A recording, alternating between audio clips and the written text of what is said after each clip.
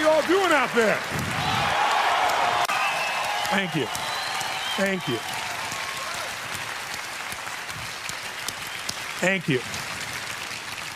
I'm honored and I'm blown away, even though this is my 25th year plus doing this. I've been doing this for a quarter of a century now, which is quite amazing for me in the process. Thank you. And I've had the privilege now of working with more than 3 million people live in events from more than 80 countries around the world. So at this stage, I got to tell you something. I could be an idiot and I would know that there are certain patterns that cause people to be fulfilled, to be happy, to fit, to be strong, to feel alive, to be vibrant, to have passion in their life, to do well financially, but even more importantly, emotionally, psychologically, spiritually, in their health and their relationships. And there are also patterns that make people frustrated, overwhelmed, depressed, sad, lonely, cause them to be struggling financially, struggling with their body, struggling intimately. And those patterns, they're not because there's something wrong with somebody, it's because of a pattern that we're doing. And I've spent a quarter of a century of my life basically studying the most successful people in the world and the most challenged, and figuring out what's the fastest way to create a change in basically developing the one thing that all people have in common who succeed. They're leaders. This is a leadership program. Because I don't care what style you are, I don't care if you're a mom, if you're a great mom, you lead your child, you're not led by your child. Or a great dad. If you're a great business person, you're a great salesperson, you're a great negotiator, you're a great anything, you're a great human being. This has been my entire life's obsession. What makes the difference in people's lives?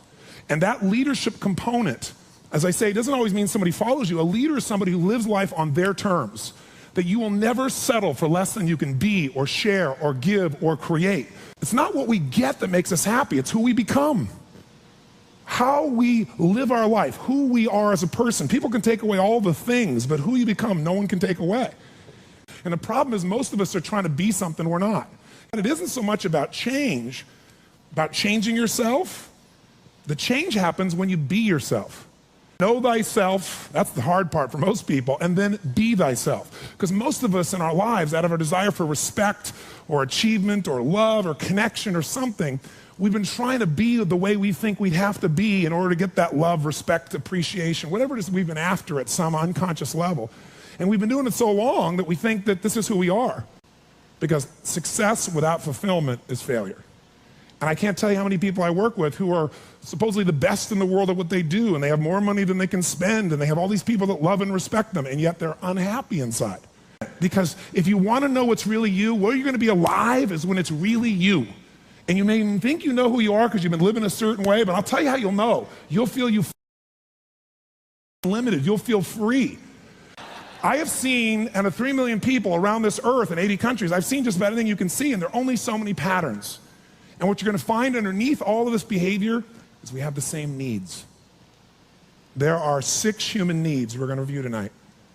When you understand what those needs are and which ones you're focusing on, you start to understand why people do the crazy things they do, including you and I. And you begin to understand, hey, there might be a better way to meet my needs, and I don't have to get caught up in this game of stress and frustration and upset, or I could really help this person I care about, because I could see what's really going on. Part of what we want to accomplish here as leaders is we want to become practical psychologists.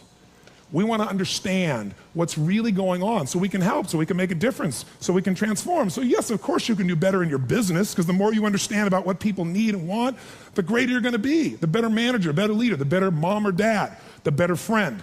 And there's a better you that's available when you understand what's driving you. But most of us are running patterns over and over again. And we want to free that up. To free it up, we got to break the pattern. We got to do things that are different. So we're going to do something different. I'm not here because I believe in positive thinking. If you think that's what I believe, you don't know much about me. I'm not one of those people that believes you're supposed to go to your garden and chant, there's no weeds, there's no weeds, there's no weeds, there's no weeds.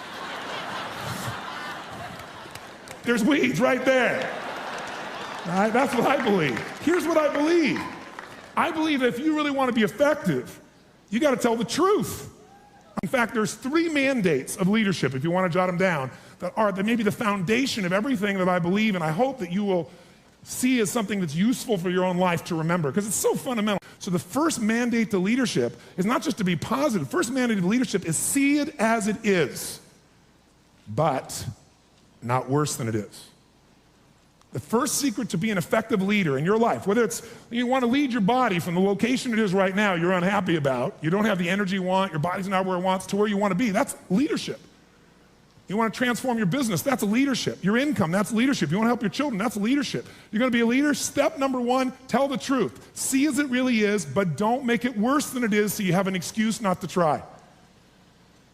What takes guts is to put yourself on the line. What takes guts is to say, I'm going to make this work. What takes guts is to say, I'm going to believe, knowing I could be disappointed or devastated. But you know what? Disappointment's a good emotion if you learn how to use it. Anybody can see it as it is and maybe be honest, but here's the real secret. Can you come up with a vision? Step two is see it better than it is. That's part of what we're going to do this weekend. Seeing it as it is, you got to be honest. And there's not anybody in this room, including me, doesn't have areas of their life that can be made better. But if we can figure out what they are and tell ourselves the truth, regardless of what other people think, then we got a chance to make a change. I learned something from General Schwarzkopf, one of the best leaders I've ever met. And I got a chance to spend quite a bit of time with him over the years. And he said to me, Tony, I'll tell you the secret to leadership. He said, the whole secret to your life, for any group, any individual, is no individual, no organization can get better till they can admit something's wrong. And so you know what the problem is? No one wants things to be wrong, so we compare ourselves to others who are doing better than so we can feel really good. See, he raised the standard. He went to step two. Step two is you got to see it better than it is and set that as your standard. A standard is something you don't go for. It's not a goal. It's something you live, breathe, and find a way to get to no matter what. If there isn't a way, a leader makes the way. Is there a difference between should and must for you? Yes or no? You better believe there is. So when that standard is a must for you, you're going to find the way. Finally, the third key here is once you see it better than it is, make it that way.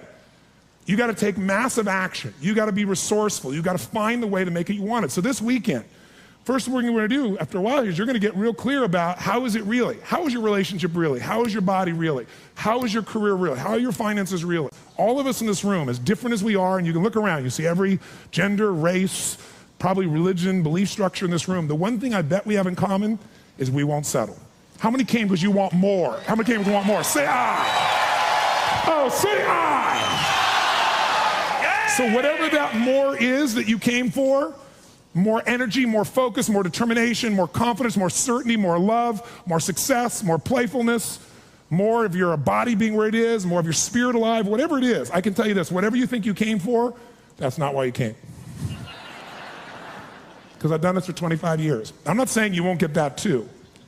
But what brought you here and what you're going to leave with is going to be more than what you thought. I can promise you. You want to know what makes us happy? Progress. That's it. I don't care what you've achieved. If you don't feel like you're still growing, if you don't feel like you're still contributing, if you don't feel like there's some progress in your body or your mind or your relationship or your business, if you don't feel like there's progress, you're going to be unhappy. I don't care how big your life is compared to other people. Progress is the game, my friends. It's being alive. And if we're going to be alive, absolutely. Whatever your game plan is, it's ultimately to get to a certain feeling. And the truth is you can have it right now. This next few days is the beginning of that path, and we want to take it to a whole nother level. And let's start now.